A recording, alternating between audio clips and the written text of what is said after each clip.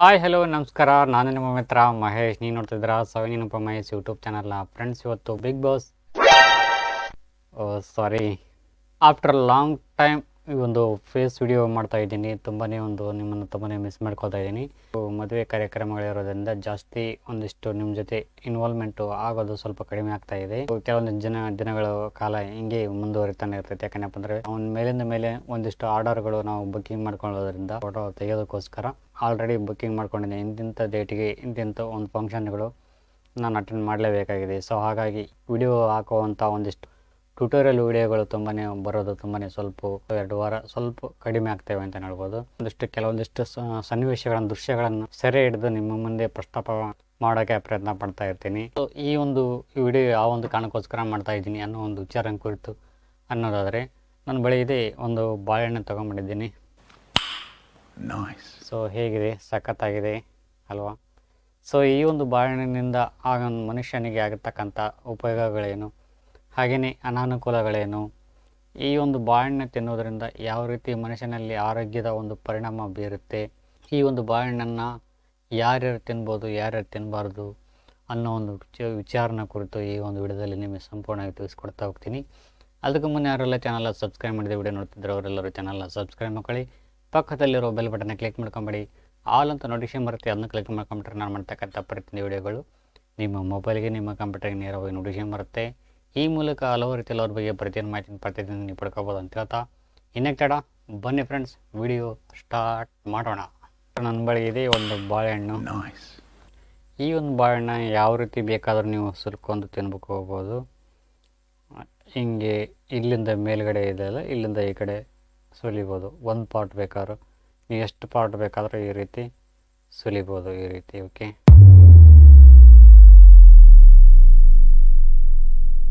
ಸಖತ್ತಾಗಿದೆ ಬಾಳೆಹಣ್ಣು. ಸುಲಿದಿರ್ತಕ್ಕಂಥ ಬಾಳೆಹಣ್ಣನ್ನು ಅರ್ಧ ಮಾತ್ರ ಈ ರೀತಿ ಸುಲ್ಕನ್ನು ಕಾಯಿಸಿ ಎಷ್ಟು ಸುಲಿದಿರ್ತೀವೋ ಅಷ್ಟನ್ನು ತಿನ್ಕೋಬೋದು. ಈ ಬಾಳೆಹಣ್ಣು ಒಂದೇ ಕಡೆ ತಿನ್ನಬೇಕಾ ಅಥವಾ 2 ಕಡೆ ತಿನ್ನಬೇಕಾ ಅನ್ನೋ ಒಂದು ವಿಚಾರಕ್ಕೆ ಬರೋದನ್ನಪ್ಪ ಅಂತಂದರೆ, ಬಲಗಡೆ ಒಂದು ದವಡೆ ಹಲ್ಲಲ್ಲಿ ಸಹಿತ ತಿನ್ಕೋಬೋದು, ಅಥವಾ ಎಡಗಡೆ ದವಡೆ ಹಲ್ಲಿಂದ ಸಹಿತ ನೀವು ತಿನ್ಕೋಬೋದು. ಎಡಗೈಯಿಂದ ತಿನ್ಬೋದು ಅಥವಾ ಬಲಗೈಯಿಂದ ತಿನ್ಬೋದು. ಬಲಗೈ ಅವರಾಗಿದ್ನಪ್ಪ ಅಂತಂದರೆ ಬಲಗೈಯಿಂದ ತಿನ್ಬೋದು. ನೀವು ಎಡಗೈ ಬ್ಯಾಟ್ಸ್ಮನ್ ಆಗಿದ್ನಪ್ಪ ಅಂದರೆ ಎಡಗೈಯಿಂದ ತಿನ್ಬೋದು. ಮೇಲಿನ 2 ಹಲ್ಲುಗಳನ್ನು ಜೋಡಣೆ ಮಾಡಿಕೊಂಡು ಕೆಳಗಿನ 2 ಹಲ್ಲುಗಳನ್ನು ಜೋಡಣೆ ಮಾಡಿಕೊಂಡು ಇದನ್ನ ಕಡಿಬೇಕಾಗತ್ತೆ ಈ ರೀತಿ.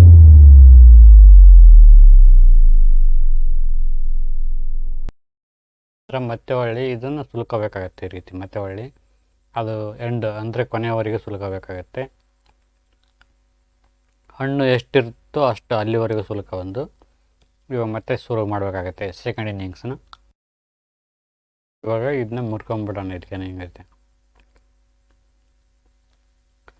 ನೋಡಿ, ಈ ರೀತಿಯಾಗಿರ್ತಕ್ಕಂಥ ಒಂದು ಸಿಪ್ಪೆ ಏನಿದೆ ಇದನ್ನ ಹಿಂಗೆ ಹೋಗೋದು, ಎಸ್ದು ಬಿಡೋದು, ಕೊಳೆತ ಗೊಬ್ಬರ ಆಗುತ್ತೆ. ಇನ್ನು ಇಲ್ಲನಪ್ಪ ಅಂದರೆ ಜನರು ಓಡಾಡ್ತಿರ್ತಾರೆ, ಅಲ್ಲಿ ಹಾಕಿನಪ್ಪ ಅಂತಂದರೆ ಜಾರಿ ಬೀಳುವ ಸಂಭವ ಜಾಸ್ತಿ ಇರ್ತೈತಿ. ಜನರು ಇದನ್ನು ಆದಷ್ಟು ಕಸದ ಬುಟ್ಟಿಗೆ ಹಾಕೋಕ್ಕೆ ಪ್ರಯತ್ನ ಪಡಿ.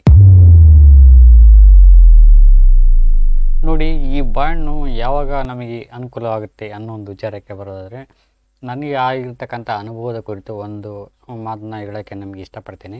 ಬೇರೊಂದು ಊರಿಗೆ ನಾನು ಫೋಟೋ ತೆಗೆಯೋಕ್ಕೆ ಅಂದರೆ ಫಂಕ್ಷನಿಗೆ ಎಲ್ಲಾದರೂ ಬೇರೊಂದು ಊರಿಗೆ ಮದುವೆ ಫಂಕ್ಷನ್ಗೆ ಫೋಟೋ ತೆಗೆಯೋಕ್ಕೆ ಹೋದಾಗ ಅಲ್ಲಿ ಕೆಲವೊಂದು ಸಂದರ್ಭದಲ್ಲಿ ನಮಗೆ ಊಟ ಸಿಗೋ ಸಂಭವ ಜಾಸ್ತಿ ಕಡಿಮೆ ಇರ್ತೈತಿ. ಸಮಯಕ್ಕೆ ಸರಿಯಾಗಿ ಊಟ ಸಿಗೋದಿಲ್ಲ. ಹಾಗಾಗಿ ಏನು ಮಾಡ್ತೀನಿ, 2 ಅಥವಾ 3 ಬಾಳೆಹಣ್ಣು ತಗೊಂಡು ಹೋಗಿರ್ತೀನಿ. ಸಿಟಿಯಲ್ಲೇ ಇತ್ತು ಒಂದು ಬಾಳೆಹಣ್ಣು ಏನಿಲ್ಲ ಅಂತಂದ್ರೆ 5 ರೂಪಾಯಿ ಸಿಗ್ತೈತಿ. ಸೊ 2 ಅಥವಾ 3 ತಿನ್ನೋದ್ರಿಂದ ಹೊಟ್ಟೆ ತುಂಬಾ ತುಂಬಿಬಿಡ್ತೈತಿ. ಈ ಹೋಟೆಲ್ಗಳಲ್ಲಿ ಕೆಮಿಕಲ್ ಯೂಸ್ ಮಾಡಿರ್ತಕ್ಕಂಥ ಒಂದಿಷ್ಟು ಪದಾರ್ಥಗಳನ್ನು ಸೇವನೆ ಮಾಡೋದ್ರಿಂದ ಆರೋಗ್ಯದಲ್ಲಿ ಏರುಪೇರಾಗೋ ಸಂಭವ ಜಾಸ್ತಿ ಇರ್ತೈತಿ. ನೀರು ನಮಗೆ ಅಷ್ಟೊಂದು ಹೊಂದ್ಕೊಳ್ಳೋದಿಲ್ಲ, ಹಾಗಾಗಿ ಹೊಟ್ಟೆ ಕೆಡುವ ಸಂಭವ ಜಾಸ್ತಿ ಇರ್ತೈತಿ. ಸೊ ಇಂಥ ಒಂದು ಸಂದರ್ಭದಲ್ಲಿ 2 ಅಥವಾ 3 ಬಾಳೆಹಣ್ಣು ತಿನ್ನೋದ್ರಿಂದ ತುಂಬಾ ಒಂದು ಉಪಯುಕ್ತ ಅಂತಲೇ ಹೇಳ್ಬೋದು ದೇಹಕ್ಕೆ. ಸೊ ಆರೋಗ್ಯವಾಗಿ ಸಹಿತ ಇರ್ತೀವಿ ಅಂತ ಹೇಳ್ಬೋದು. ಪ್ರಪಂಚದ 100ಕ್ಕಿಂತ ಹೆಚ್ಚಿನ ದೇಶಗಳಲ್ಲಿ ಈ ಬಾಳೆಹಣ್ಣನ್ನು ಬೆಳೆಯುತ್ತಾರೆ. ಸುಮಾರು 300ಕ್ಕೂ ಹೆಚ್ಚಿನ ರೀತಿಯಲ್ಲಿ ಬೇರೆ ಬೇರೆ ರೀತಿಯ ತಳಿಗಳು ನೋಡೋಕೆ ನಮಗೆ ಸಿಗುತ್ತವೆ. ಈ ಬಾಳೆ ಗಿಡವು ನಿಜಕ್ಕೂ ಒಂದು ಅದ್ಭುತವಾದ ಗಿಡ ಅಂತಾನೆ ಹೇಳ್ಬೋದು. 20 ರಿಂದ 25 ಅಡಿ ಎತ್ತರ ಬೆಳೆದರೂ ಇದನ್ನು ಮರ ಅನ್ನೋದಿಲ್ಲ. ಯಾಕೆಂದರೆ ಬೇರೆ ಮರದಂತೆ ಅಂದರೆ ಈ ಒಂದು ಮರಕ್ಕೆ ಕಾಂಡ ಇರೋದಿಲ್ಲ, ಕೇವಲ ದಿಂಡು ಮಾತ್ರ ಈ ಒಂದು ಸಸಿಗೆ ಆಧಾರ ಸ್ತಂಭವಾಗಿರುತ್ತದೆ. ಮಾವಿನ ಹಣ್ಣು, ನೇರಳೆ ಹಣ್ಣು, ಪೇರ್ಲ ಹಣ್ಣು ಇವುಗಳನ್ನು ಬೀಜ ಹಾಕಿದರೆ ಸಾಕು, ಅವು ಬೀಜ ಹೊಡೆದು ಮೊಳಕೆಯಾಗಿ ಸಸಿಗಳಾಗಿ ಬೆಳೆಯುತ್ತವೆ. ಆದರೆ ಈ ಬಾಳೆಹಣ್ಣಿಗೆ ಬೀಜನೇ ಇಲ್ಲ. ಹಾಗೆಯೇ ಬಾಳೆಹಣ್ಣನ್ನು ದೇವರಿಗೆ ಪ್ರಿಯವಾಗಿರ್ತಕ್ಕಂಥ ಹಣ್ಣು ಅಂತ ನಾವು ನಂಬಿದ್ದೇವೆ. ಬಾಳೆ ಎಲೆ ಮೇಲೆ ಊಟ ಮಾಡುವುದರಿಂದ ಹಲವು ರೀತಿಯ ಒಳ್ಳೆಯ ಅಂಶಗಳ ಲಾಭ ನೀವು ಪಡೆದುಕೊಳ್ಳಬಹುದು. ಬೇರೆ ಹಣ್ಣುಗಳಿಗೆ ಹೋಲಿಕೆ ಮಾಡಿದರೆ ಈ ಒಂದು ಬಾಳೆಹಣ್ಣಿನ ಬೆಲೆ ತುಂಬಾ ತೀರಾ ಕಡಿಮೆಯಾಗಿರುತ್ತದೆ. ಮಳೆಗಾಲ ಒಂದನ್ನು ಬಿಟ್ಟು ಬೇರೆ ಬೇರೆ ಕಾಲದಲ್ಲೂ ಸಹಿತ ವಿಪರೀತವಾಗಿ ಸಿಗ್ತಕ್ಕಂಥ ಹಣ್ಣು ಯಾವುದು ಅಂತಂದರೆ ಅದು ಬಾಳೆಹಣ್ಣು. ಆರೋಗ್ಯದ ದೃಷ್ಟಿಯಿಂದ ನೋಡೋದಾದರೆ ಇದರ ಲಾಭಗಳು 108. ಈ ಒಂದು ಬಾಳೆಹಣ್ಣಲ್ಲಿ ಸುಮಾರು 75% ನೀರಿನ ಅಂಶ ತುಂಬಿರುತ್ತದೆ ಅನ್ನೋದು ನಮಗೂ ಗೊತ್ತೇ ಇರುವುದಿಲ್ಲ. ಬಾಳೆಹಣ್ಣು ನಮ್ಮ ದೇಹಕ್ಕೆ ಹೆಚ್ಚಿನ ಶಕ್ತಿಯನ್ನು ಒದಗಿಸುತ್ತದೆ. 2 ಬಾಳೆಹಣ್ಣು ತಿಂದರೆ ಸಾಕು, ಹೊಟ್ಟೆ ತುಂಬಿದಷ್ಟು ಸಂತೋಷವಾಗುತ್ತದೆ. ದಿನ ಪೂರ್ತಿ ಕೆಲಸ ಮಾಡುವಷ್ಟು ಎನರ್ಜಿ ತುಂಬಿ ತುಳುಕುತ್ತದೆ ದೇಹದಲ್ಲಿ. ಈ ಒಂದು ಹಣ್ಣಲ್ಲಿ ಟ್ರಿಪ್ಟೋಫಾನ್ ಎಂಬ ಅಮಿನೋ ಮತ್ತು ವಿಟಮಿನ್ B6 ಇರುತ್ತದೆ. ಇವೆರಡೂ ಸೇರಿಕೊಂಡು ನಮ್ಮ ದೇಹದಲ್ಲಿ ಒಂದಿಷ್ಟು ಬದಲಾವಣೆಗಳನ್ನು ತರುತ್ತವೆ. ಅಂದರೆ ಸೆರೋಟೋನಿನ್ ಎನ್ನುವ ಒಂದು ಅಂಶ ಬಿಡುಗಡೆ ಆಗುತ್ತದೆ ನಮ್ಮ ದೇಹದಲ್ಲಿ. ಇದರಿಂದ ಖಿನ್ನತೆ, ಬೇಜಾರು ಮುಂತಾದವುಗಳೆಲ್ಲವೂ ಕಡಿಮೆಯಾಗುತ್ತದೆ. ಈ ಒಂದು ಹಣ್ಣಿಗಿಂತ ಉತ್ತಮವಾಗಿರ್ತಕ್ಕಂಥ ಔಷಧಿ ಬೇರೊಂದಿಲ್ಲ. ಹಾಗೆಯೇ ಮನುಷ್ಯನ DNA ಹಾಗೂ ಬಾಳೆಹಣ್ಣಿನ DNA 50% ಹೋಲಿಕೆಯಾಗುತ್ತದೆ. ಅಂದರೆ ಮನುಷ್ಯನಲ್ಲಿರ್ತಕ್ಕಂಥ ಸ್ಪ್ರೇಮ್ ಹೆಚ್ಚಿಸುವಲ್ಲಿ ಪ್ರಮುಖ ಪಾತ್ರ ಈ ಒಂದು ಬಾಳೆಹಣ್ಣು ವಹಿಸುತ್ತದೆ ಅಂತ. ಸೊ ಒಟ್ಟಾರೆಯಾಗಿ ಹೇಳ್ಬೇಕಂತಂದರೆ ಈ ಒಂದು ಬಾಳೆಹಣ್ಣು ಸೇವನೆ ಮಾಡೋದ್ರಿಂದ ನಮಗೇನೇನು ಲಾಭಗಳು ಇದ್ದಾವೆ ಅನ್ನೋ ಒಂದು ವಿಚಾರಕ್ಕೆ ಬರೋದಾದರೆ, ಚಪಾತಿ ಹಿಟ್ಟಿಗೆ ಬಳಕೆ ಮಾಡುತ್ತಾರೆ, ಪಂಚಾಮೃತ ಮಾಡಲು ಬಳಕೆ ಮಾಡುತ್ತಾರೆ.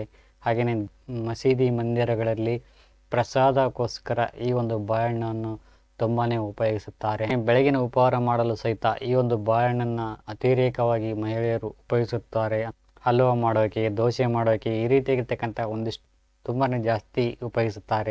ಈ ಒಂದು ಹಣ್ಣನ್ನು ತಿನ್ನುವುದರಿಂದ ಹೃದಯಘಾತ, ಕ್ಯಾನ್ಸರ್, ಲಕ್ವಾ ಈ ಒಂದು ರೋಗಗಳು ಬರುವುದು ತುಂಬಾ ತೀರಾ ಕಡಿಮೆ ಆಗುತ್ತವೆ. ಹಾಗೆಯೇ ಈ ಒಂದು ಬಾಳೆಹಣ್ಣು ತಿನ್ನುವುದರಿಂದ ಉಪಯೋಗಗಳನ್ನು ಕಂಡುಕೊಂಡಿವಿ. ಹಾಗೆಯೇ ಅದೇ ರೀತಿಯಾಗಿರ್ತಕ್ಕಂಥ ಈ ಒಂದು ಬಾಳೆಹಣ್ಣು ತಿನ್ನುವುದರಿಂದ ನಮ್ಮ ದೇಹಕ್ಕೆ ಅನಾನುಕೂಲಗಳು ಏನೇನು, ಯಾವ್ಯಾವ ಒಂದು ಅನಾನುಕೂಲಗಳು ಆಗುತ್ತವೆ ದೇಹಕ್ಕೆ ಅನ್ನೋ ಒಂದು ವಿಚಾರಕ್ಕೆ ಬರೋದಾದರೆ, ಕಿಡ್ನಿ, ಮೂತ್ರಪಿಂಡ ಸಮಸ್ಯೆ ಇರೋರು ಈ ಒಂದು ಬಾಳೆಹಣ್ಣನ್ನು ಯಾವುದೇ ಕಾರಣಕ್ಕೂ ತಿನ್ನಲೇಬಾರದು. ಕಫಬಾಧೆ, ಕೆಮ್ಮು, ಶೀತ, ದಮ್ಮು ಇರೋರು ಸಹ ಈ ಒಂದು ಬಾಳೆಹಣ್ಣನ್ನು ಯಾವುದೇ ಕಾರಣಕ್ಕೂ ತಿನ್ನೋಕೆ ಹೋಗಬಾರ್ದು. ಇಲ್ಲಿ ನೈಸರ್ಗಿಕವಾಗಿ ನಮ್ಮ ಜೀವನದಲ್ಲಿ ಹಲವಾರು ಒಂದಿಷ್ಟು ಕಷ್ಟ ಕಾರ್ಪಣ್ಯಗಳು ಜೀವನದಲ್ಲಿ ಬಂದೇ ಬರ್ತವೆ, ಒತ್ತಡಗಳು. ಈ ಒಂದು ಒತ್ತಡವನ್ನು ಕಡಿಮೆ ಮಾಡಿಕೊಳ್ಳೋದಕ್ಕೋಸ್ಕರ ಈ ಒಂದು ಹಣ್ಣನ್ನು ತಿನ್ನುವುದರಿಂದ ತುಂಬಾ ಒಂದು ಪೀಸ್ಫುಲ್ ಆಗಿರ್ತಕ್ಕಂಥ ಒಂದಿಷ್ಟು ಮನಃಶಾಂತಿ ದೊರೆಯುತ್ತದೆ ಅಂತ ಹೇಳ್ಬೋದು. ಈ ಒಂದು ಬಾಳೆಹಣ್ಣಲ್ಲಿ ಒಂಚೂರು ಕೊಬ್ಬು, ಸೋಡಿಯಂ, ಕೊಲೆಸ್ಟ್ರಾಲ್ ಸಹ ಇರೋದಿಲ್ಲ. ಬದಲಾಗಿ ನಾರಿನ ಅಂಶ, ವಿಟಮಿನ್ C ಮತ್ತು ವಿಟಮಿನ್ B6, ಪೊಟ್ಯಾಸಿಯಂ ಮತ್ತು ಮ್ಯಾಂಗನೀಸ್ ಇರುತ್ತದೆ. ಲೂಸ್ ಮೋಷನ್ಗೂ ಸಹ ಈ ಒಂದು ಬಾಳೆಹಣ್ಣನ್ನು 1 ಅಥವಾ 2 ಬಾಳೆಹಣ್ಣು ತಿನ್ನೋದ್ರಿಂದ ಆ ಒಂದು ಲೂಸ್ ಮೋಷನ್ ಸಹಿತ ತಡೆಗಟ್ಟಬಹುದು ಅಂತ. ಇದಾಗಿತ್ತು ಇವತ್ತಿನ ವಿಡಿಯೋ ಇಷ್ಟ ಆಗಿದ್ರೆ ಲೈಕ್ ಮಾಡಿ, ಕಾಮೆಂಟ್ ಮಾಡಿ, ಶೇರ್ ಮಾಡಿ ಅಂತ ಹೇಳ್ತಾ thank you for watching. Thank you. Bye.